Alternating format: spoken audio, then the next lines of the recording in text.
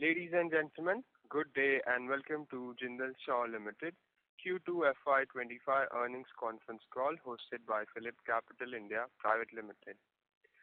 As a reminder, all participant lines will be in the listen-only mode and there will be an opportunity for you to ask questions after the presentation concludes. Should you need assistance during the conference call, please signal an operator by pressing the star then 0 on a touch-tone phone. Please note that this conference is being recorded. I now hand the conference over to Mr. Vikas Singh from PhillipCapital India Private Limited. Thank you and over to you, sir. Thank you, Steve. Good morning, everyone. On Jindal Shaw 2Q FY25 earnings call. From the management side, today we have with us Mr. Neeraj Kumar, Group CEO and Whole-Time Director, Mr. Vinay Gupta, President and Head Treasury, Mr. Narendra Mantri, President, Head Commercial and CFO, and Mr. Rajiv Goyal, Vice President, Group Corporate Finance and Treasury. Without taking any much time, I hand over the call to Mr. Neeraj Kumar for his opening remarks. Over to you, sir. Good morning, investors. Good morning, friends and other stakeholders who have dialed into this conference. Last week, towards the end, we had our board meeting. We have announced our September ending results. On a standalone, we have rupees 4790 crores as a top line, as opposed to rupees 4417 trailing quarter. Last year, same second quarter, September end, was 4611. Now, if we look like this, it looks like we have hit a plateau where more or less between 4,500 and 4,700 crores of top line quarter on quarter is what is indicating here. But if you compare half year to half year, this half year and the last half year, then the growth trend continues. Going forward, we definitely expect that the turnover would be in this range, maybe a little modest growth, but will be in this range. Now turning our attention to EBITDA. For this quarter, we have declared 875 crores as opposed to 842 trailing quarter, 751 corresponding quarter last year. Half year basis, 1717 crores for this half year. Last half year was 1364. So, if we compare the quarter on quarter results, you will see a marginal dip in the EBITDA percentage, even though there is a modest increase in the top line. The primary contributor being higher steel prices. The coal price is stable, is moving in a band, but the steel prices have shown a certain increase. Also, when we look at the mix of the revenue, earlier we had achieved higher percentage of exports as compared to this quarter. So the combined impact of this is that on an aggregate basis, the EBITDA has grown, but in percentage terms, you will see a slight dip. Going forward, we expect this trend to continue. We are hoping that the steel prices will stabilize, and if that happens, then we may see that we may go back to the original close to 19% EBITDA margin. One thing that seems to be very clear from this result, that in the last 2 years, there is a clear break from the EBITDA percentage which used to be around 12 to 14. Now we are in the range of 18 to 19. We are likely to continue there for at least a few quarters. Then, depending on the new product that is being developed, the new industry segment that we are trying to enter, we may see a higher percentage margin. Otherwise, if you look at the other important factors, the financial expenses are well within control. There has been a reduction in debt after the declaration of the 30th September results. We have also repaid a large tranche of the term loan. So in the next quarter, you would see a further reduction in debt. As I have always been saying, working capital debt is also a function of the turnover. So we expect the working capital debt to be in the same region. But in term loan, you will definitely see a reduction because we have paid a large tranche of term loans after September. That's already paid. Going further down, PBT, again, 625 for this quarter, 601 for the trailing, and 478 for the last. Half year, the gap is larger because, as I said, now we appear to be on a very stable high plateau which we hope to maintain for the next quarter or two. But this has come after many quarters of very healthy growth. That is a function of how the tax is behaving. So 477, 446 and 351 correspondingly for this quarter, trailing quarter, and the corresponding quarter last year. Half year, we are at 923. Last year, half year, we were at 630. So there is a definite improvement in the financial statement. If you look at the debt side, if you look at the profitability side, except for the factor of increase in steel prices, which has got the EBITDA percentage to sales marginally down. The other major item of the balance sheet, debt, is well within control. If you look at the debt in correspondence with the level of activity, the level of top line and others, it shows a further improvement. And this is likely to continue.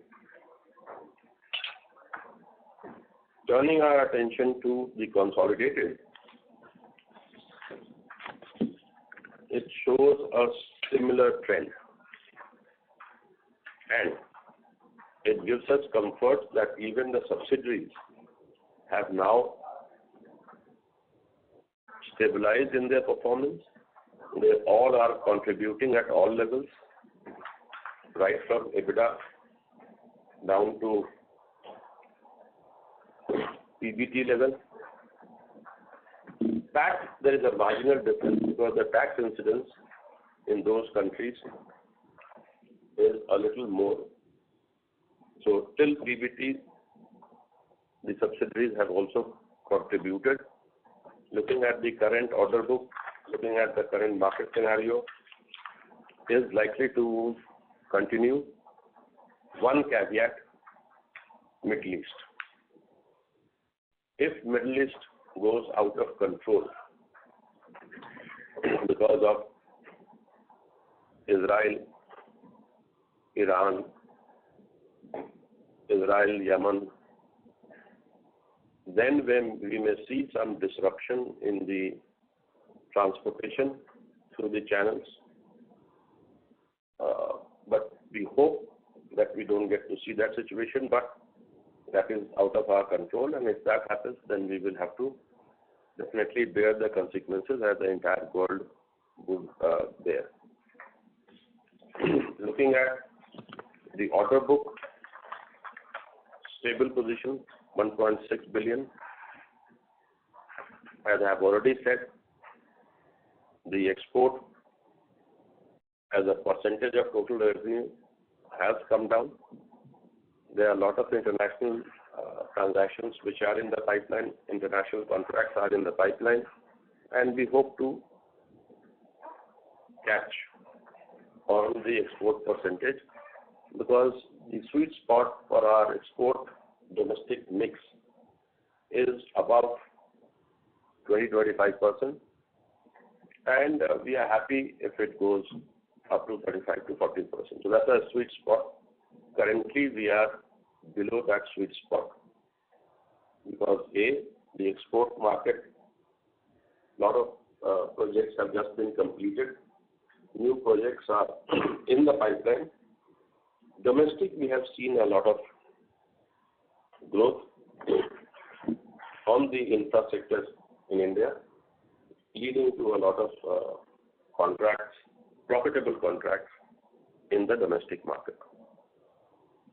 The debt, just to go over the figures, currently it stands at long-term debt 1185, working capital 2226, which is total 3411 as compared to 3992 of the June quarter. This trend is likely to continue. Working capital would be dependent on how the working capital is utilized. One reason that we are seeing a decline in the working capital is also because now the export orders have been finished. So export orders typically tend to have a higher working capital cycle, and therefore the working capital utilization is typically higher when you compare it with the domestic orders. On the consolidated basis also,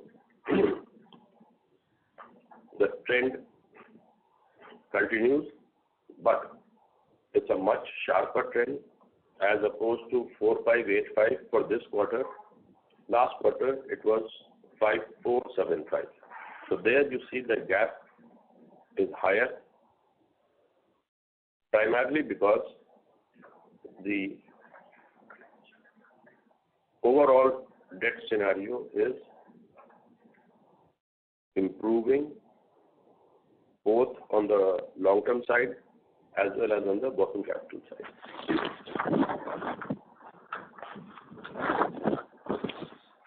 So to sum up our first segment on the financial results, Jindal SAW, along with its subsidiaries, have reached a stable platform which is high after a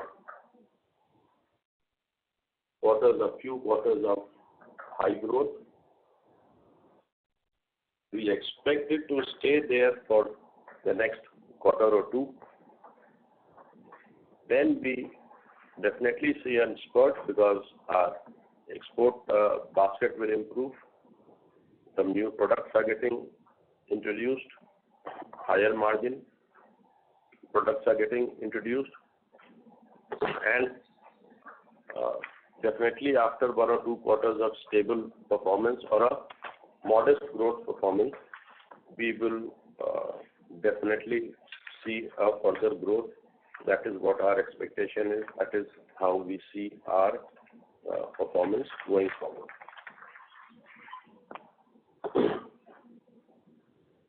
Now, changing our focus on the other factors which impact our business.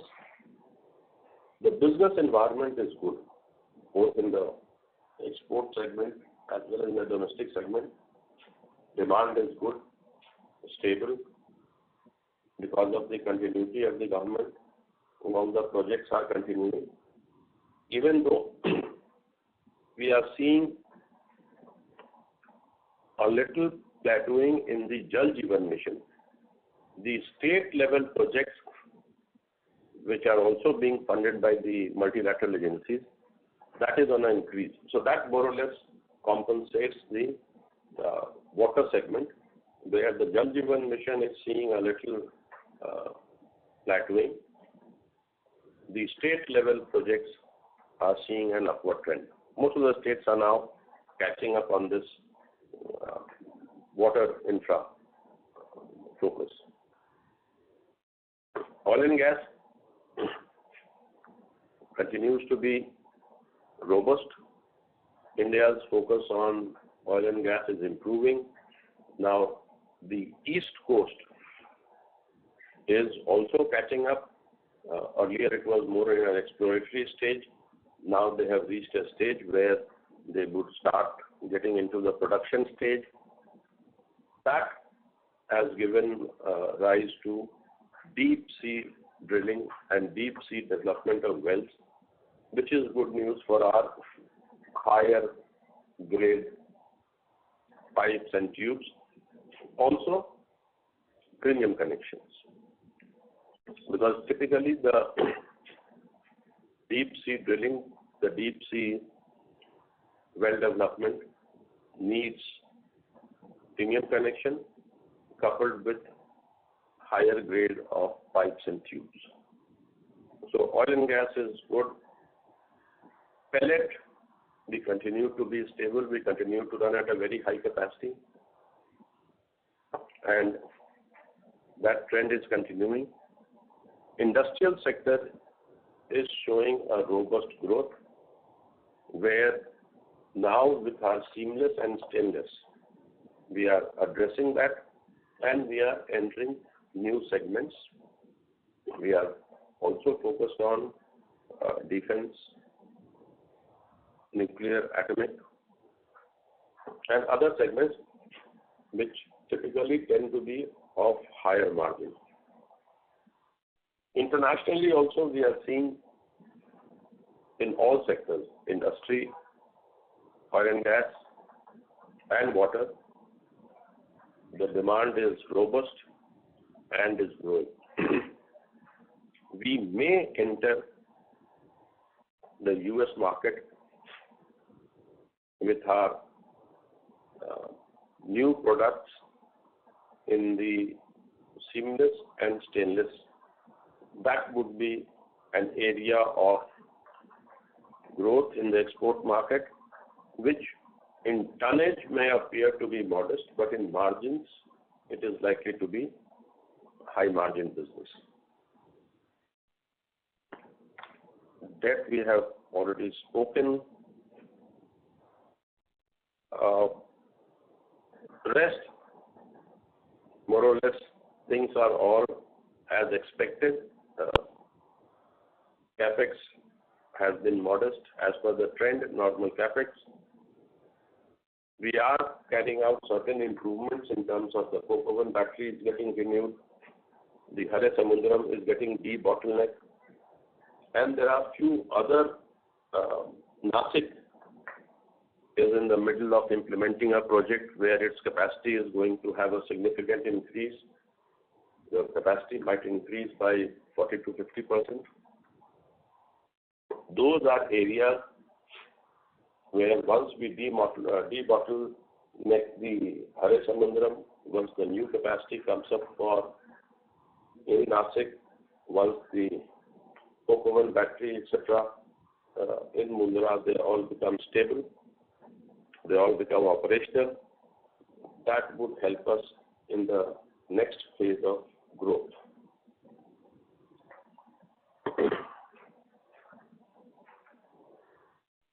At present, do we have any large fund requirements? The answer is We haven't announced any new project as yet, but we definitely have a few things on the drawing board.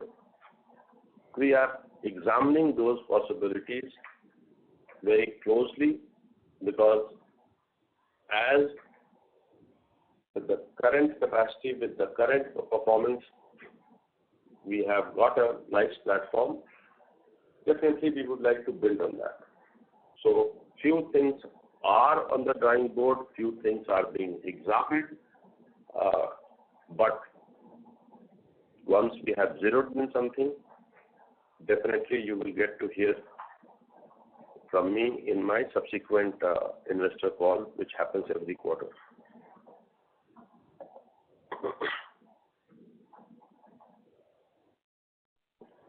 Looking at all of these,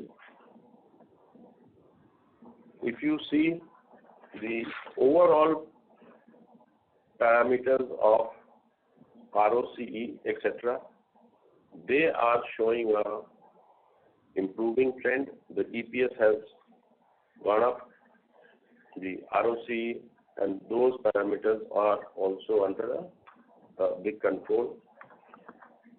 We continue to remain focused on pipe business and unrelated business, although it's not a part of Jindal Saw or this Jindal Saw and its subsidiaries, but we have in the last quarter monetized our rail business, which is helping us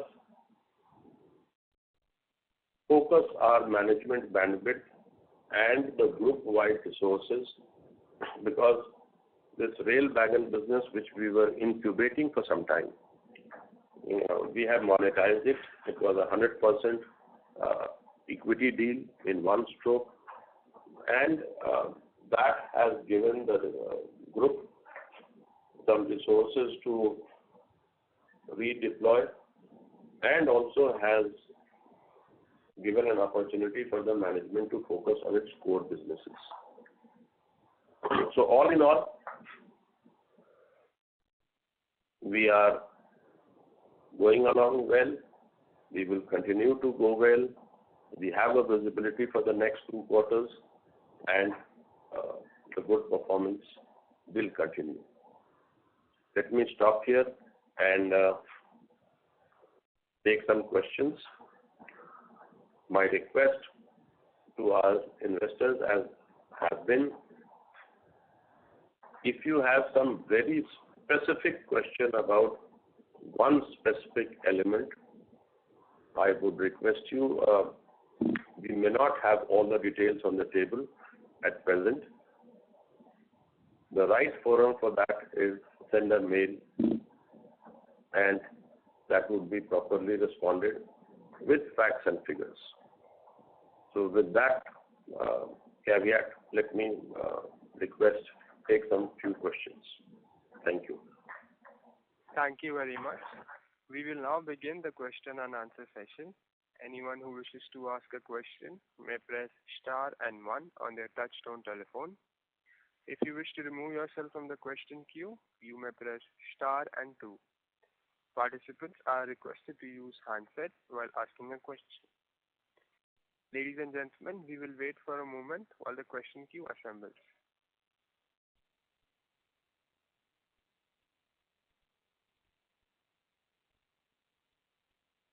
The first question is from the line of Ajay Sharma from Maybank. Please go ahead. Yeah, hi. Thanks for the detailed update. So can you talk in detail about this Nashik and the coke oven and the debottlenecking as to what will be the impact in terms of capacity and also in terms of cost? Okay. Let's start with the coke oven, which is in Mundra. In Mundra, in Parakpur, we already have coke oven batteries. One of the battery had lived its life, and therefore we are putting up a new facility which is now close to getting fully commissioned. It could be a new technology, vertical push based coke oven, which is more environment friendly, will give us higher generation of electricity, and will also improve the coke productivity, which will help us support our blast furnace even in Harisamundaram. It is very close to getting commissioned. The total expenditure over the next few years on the coke oven battery has been in the range of 300 to 350 crores.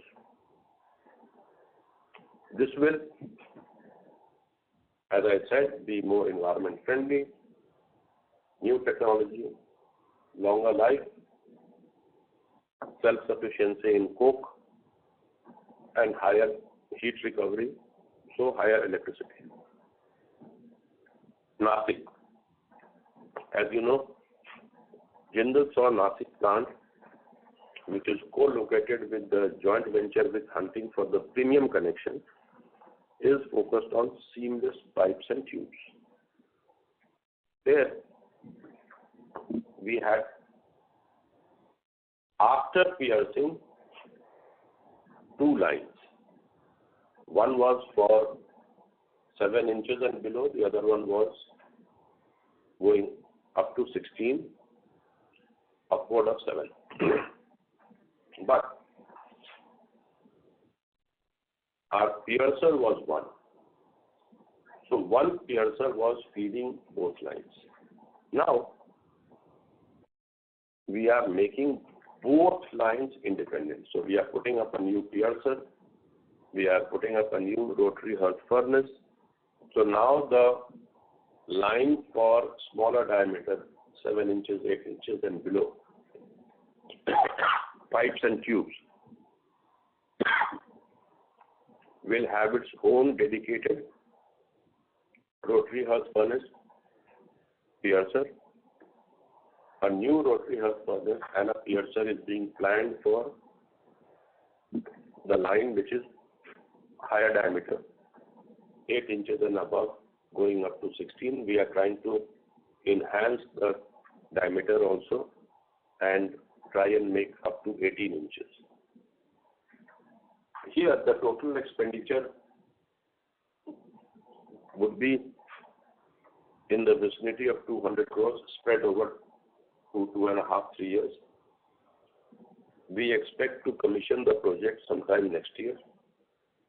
Once this happens, then the capacity of Nasik plant in terms of pipes and tubes, both line put together, would be in the vicinity of 3.5 to 4 lakh tons, depending on the sizes and the product mix thickness, which will be a 40 to 50% jump of the existing capacity. This, I would say, marginal investment would give a significant rise in the capacity, would also help us in the production planning and control, where the feeding of billets down to finishing can be planned much better and the plant can run continuously for larger number of days in a year. This is being done on the hope and on the business environment, the demand that is coming up.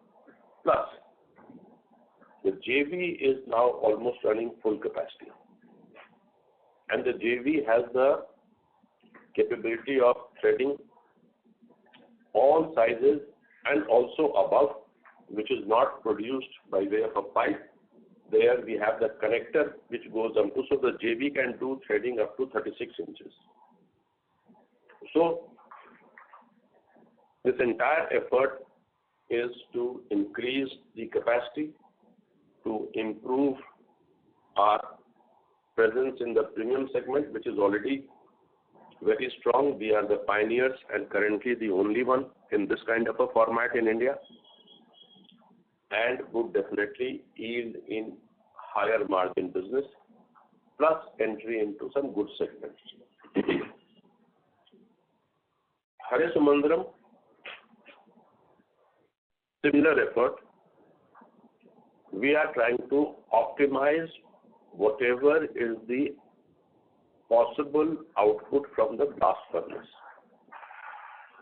In blast furnace also, we have made an improvement of putting PCI, which is injecting pulverized coal into the blast furnace, which gives us higher hot metal.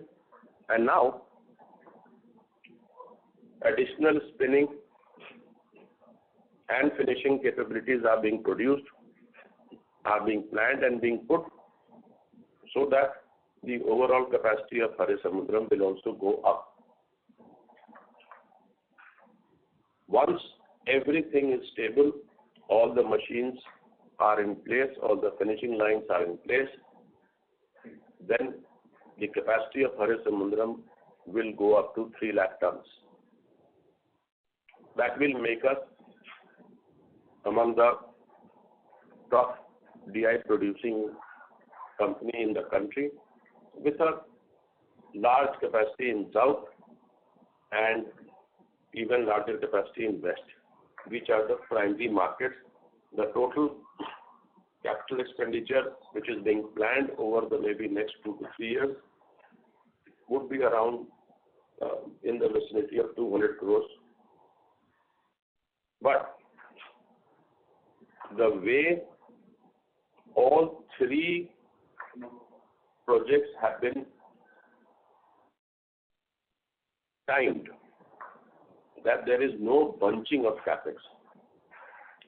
And therefore, you are seeing that on all these fronts, there is a improvement in capacity, efficiency, and there is a certain amount of capex that is being spent, but they all are spread in such a manner that we are still able to contain our term loan to around 1,000. Now, in fact, we have come down to less than 1,000 crores of term loan, where our net worth is upward of 6,000-7,000 crores.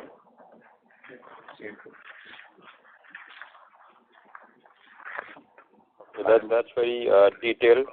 Thanks for that. And just quick follow-up. So, I mean, I'm seeing, so your focus is more on margin rather than volume growth, is it? Because your volume growth has been a bit modest on the in the last few quarters, pretty flattish actually. So I'm just wondering, is the focus going to be more on improving EBITDA per ton rather than on volume growth? More on the focus definitely is continued to be more on the margins. And that is how we could break away from the 13-14 range where we were there for some time. Now we are in the 17-18 range. The idea is to maintain and even take it higher. But now with all these that I have just now spoken about, the capacity also is going to go up, and that would be necessary for the next phase of growth, top line growth, which you should start seeing after maybe 1 or 2 quarters. Okay, excellent. Thank you very much. Thank you. The next question is from the line of Sunil Kothari from Unique PMS. Please go ahead. Thanks, sir, for opportunity, and really very well explained on so many things. Just very broad understanding from you. What I want to understand is, sir, what has changed from this margin trajectory of say 12-14% to now 16-18% range, and on what basis it gives you confidence to maintain this? It will be really helpful. Okay. Why we could break away from the 13-14 and now we are in the 18-19 and we feel confident that we'll stay there? A, better capacity utilization. Just go back one quarter, we were very happy with an order book of around $1 billion. Now we need 1.6 billion. Also, if you see quarter on quarter, now we are around 1.6 and we remain around 1.6. So the run rate has gone up, so better capacity utilization. B. Higher capacity utilization means lower cost of production, better allocation of the overheads, better allocation of all the fixed costs. C. Higher demand means now the demand supply situation is also kind of balancing, so it's not a bloodbath in the competition, in a competitive market. D. There is a conscious effort to move more towards high value add products, higher grades, and all this is possible because the business environment is conducive, is allowing us to do all this that I have spoken about. The net result is moving into 18, 19 and hoping to go even further.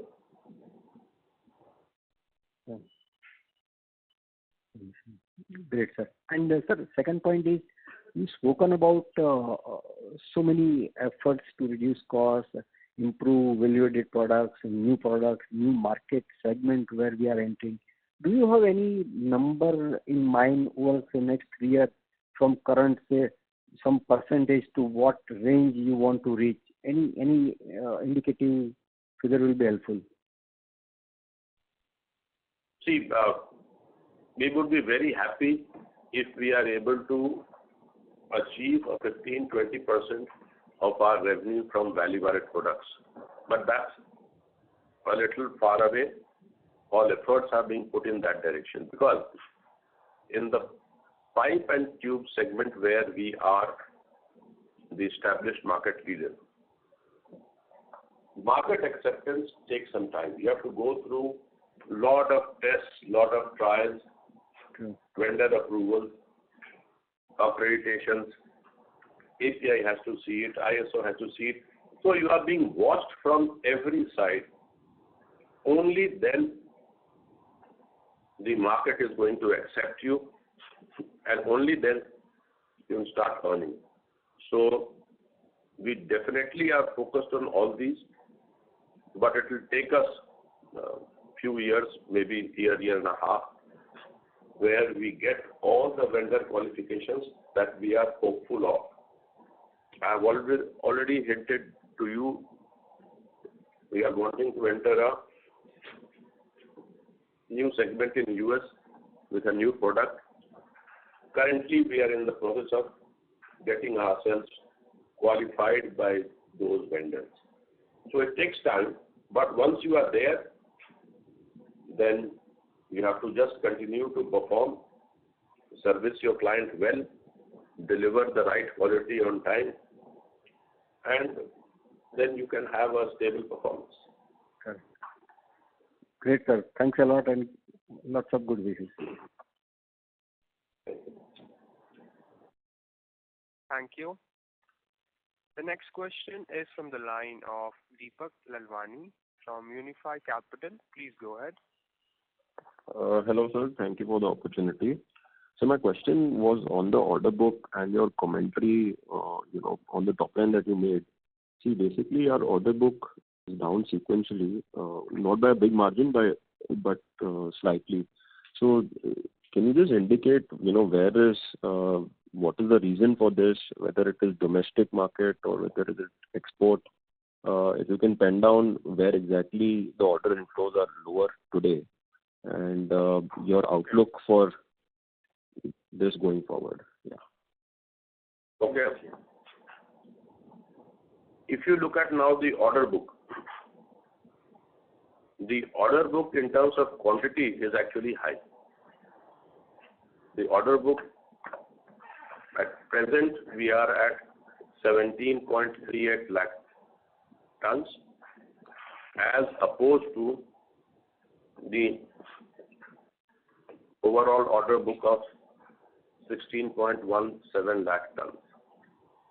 If you look at the large dia, there is a slight dip.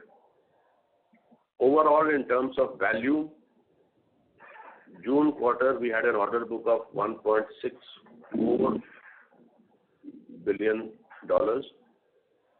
Now we are at 1.61. The major shift that if you see,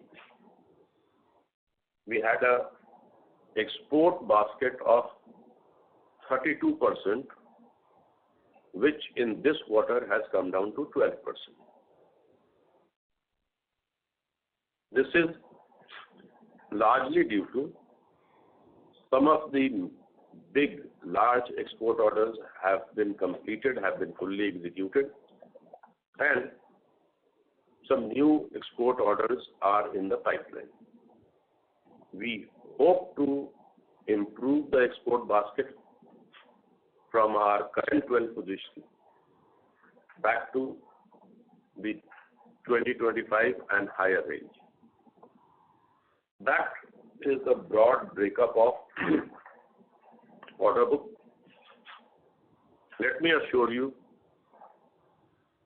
it shows slight lower number in terms of value, but in terms of tonnage, in terms of range, and in terms of our current pipeline of, this is not a matter of concern for us. We will catch up very soon. Right. Understood, sir. And this export opportunity that you're talking about, your 12% share going to 25, can you pen down which countries are you focusing on and which segment, whether it is water or oil and gas? Largely it is water, and the countries that we focus on are centered around Middle East.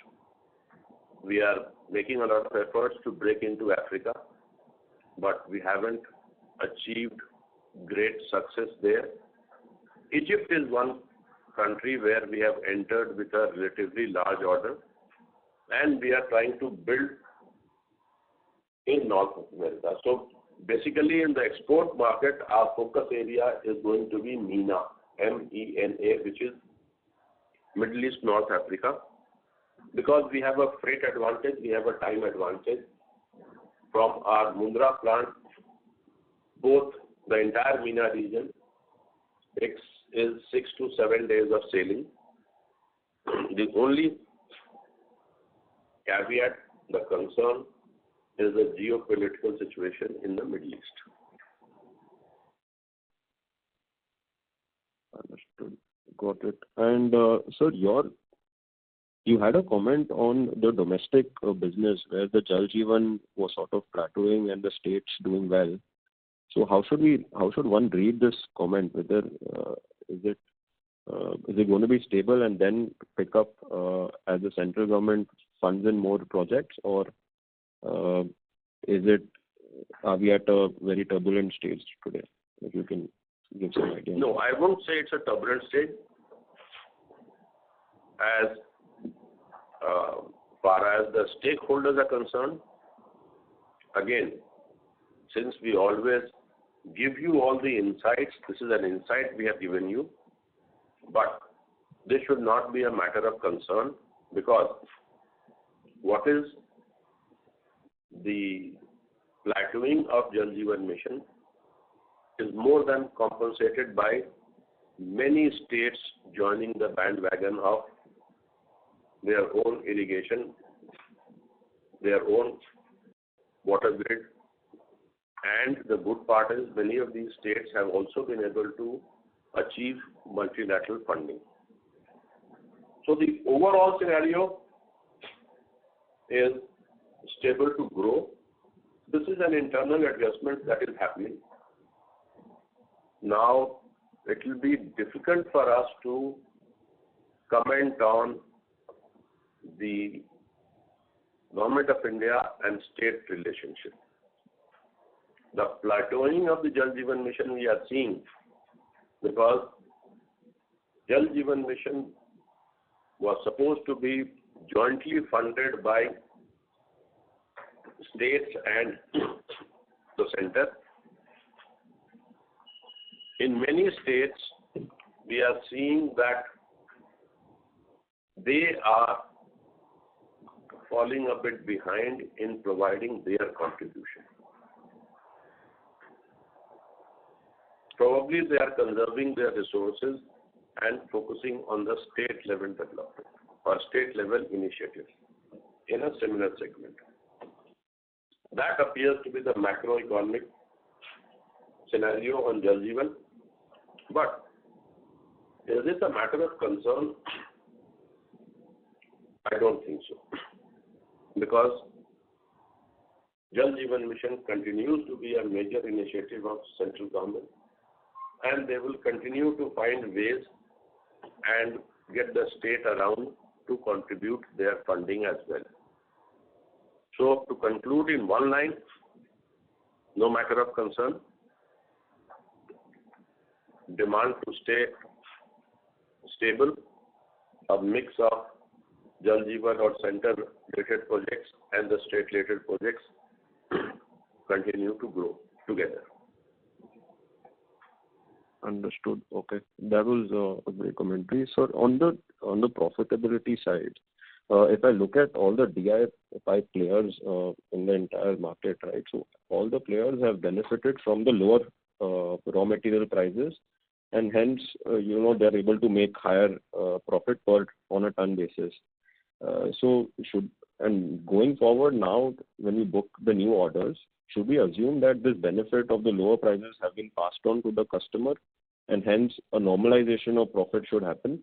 And if you can just give an outlook of, how should this pan out, this situation pan out?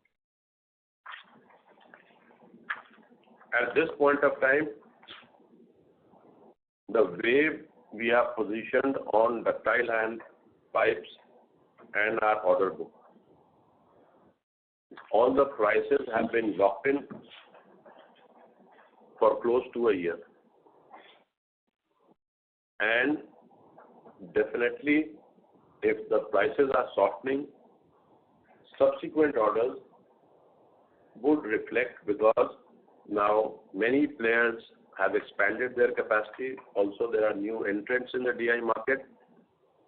So, the market trend, the demand supply and the price trend to some extent getting correlated to the raw material would definitely happen.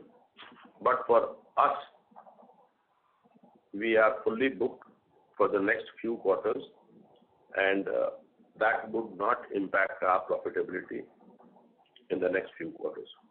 Because we always do long-term planning. Once we have the order, we try and line up the shipment for the coal, the iron ore. Also, we try and have a long-term purchase agreement so that we achieve a natural hedge. Understood. And so in your initial commentary, you had... Sorry to interrupt, Mr. Deepak. Could you please fall back in the question queue for further questions? Sure. Thanks. Thank you. Ladies and gentlemen, in order to ensure that the management is able to answer questions from all participants, please limit your questions to 2 per participant. The next question is from the line of Riya Mehta from Equitas Investment. Please go ahead. Hello. Thank you for giving me the opportunity. So my first question is in terms of we're doing amazing in the hunting, and even our order book has grown by 20% on even a lower base. But what are your plans here, and are we going to do majorly job work business, or how is it going to pan out? So could you elaborate more on the opportunity of hunting, and what kind of orders are we seeing? Madam, hold. Madam, you will have to repeat your question, maybe be a little slower and louder, because I could not get the whole question. Sure. So I was just saying, in terms of hunting, ideally with hunting, we are doing good there. and we are seeing order book increase almost by 20%. So I was wondering what all initiatives are we taking there? And your commentary mentions that it's majorly job work business. So are we doing this for other people or are we doing for Jindal Saw? And what kind of capacity additions are we seeing or over there? Okay. Hunting, this is the first full year of operation. Now, when I say hunting, I mean the JV. For JV, this is the first full year of operation, and we are very happy to note as a shareholder that they have turned profitable right till bottom line. So, the JV is doing well. They are almost operating at capacity. Now, this business structure of job work versus working for own, going forward, you would see a slight shift because first few months of the year, the JV was yet to get the API license after they got the license for premium threading. And that's why Jindal Saw used to win the contract and then get hunting to do it on a job work basis. Now, hunting fully functional with all necessary accreditations, slowly you will see that hunting will also make its presence felt in the market, where Jindal Saw would be the supplier of pipes and coupling blanks to the JV, who would thread it and will be responsible for selling it. So, that's how it's likely to move. Now, since hunting is already operating at very high capacity, also they are earning cash, they are building network. We are in discussion with our partners, hunting, to see if there is scope and if both of us align to increase the capacity of premium connections. Because as I said, because of the higher drilling activity in East Coast, with more wells reaching a development stage, the demand for premium connections are likely to go up. But expanding the JV would be a joint decision taken by Jindal Saw and Hunting Singapore. As Jindal Saw is concerned, we will support this initiative, but it will have to be discussed in much greater detail. Hunting will have to take all its internal approvals, and then only it will come into being, then only it will come and get actualized. So, it's on the drawing board, discussions are on, and once we have arrived at a decision, we will definitely let you know.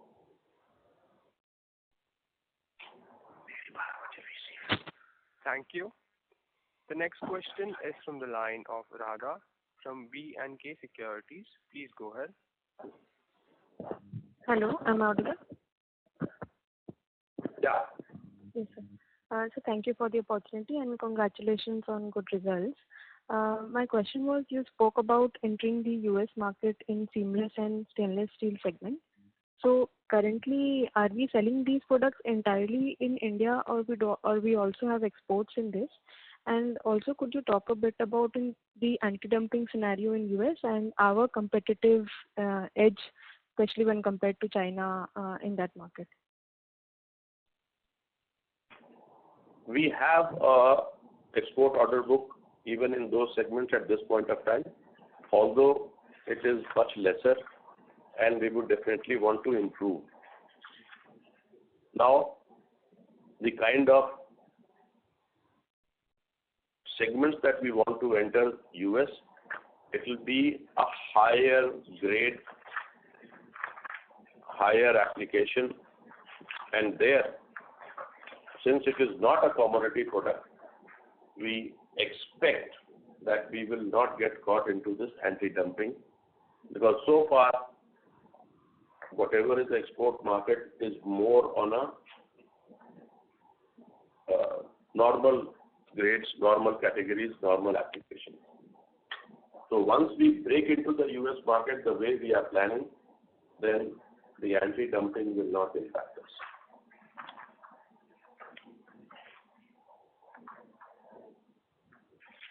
Thank you. Ladies and gentlemen, due to time constraint, that was the last question for today's conference call. I now hand the conference over to Mr. Vikas Singh from PhillipCapital India Private Limited for their closing comments. Thank you, Steve. Investors very much. Yeah, thank you, investors, very much.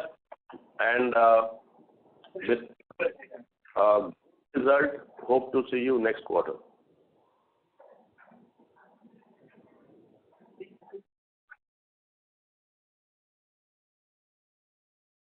On behalf of PhillipCapital India Private Limited, that concludes the conference call. Thank you for joining us, and you may now disconnect your lines.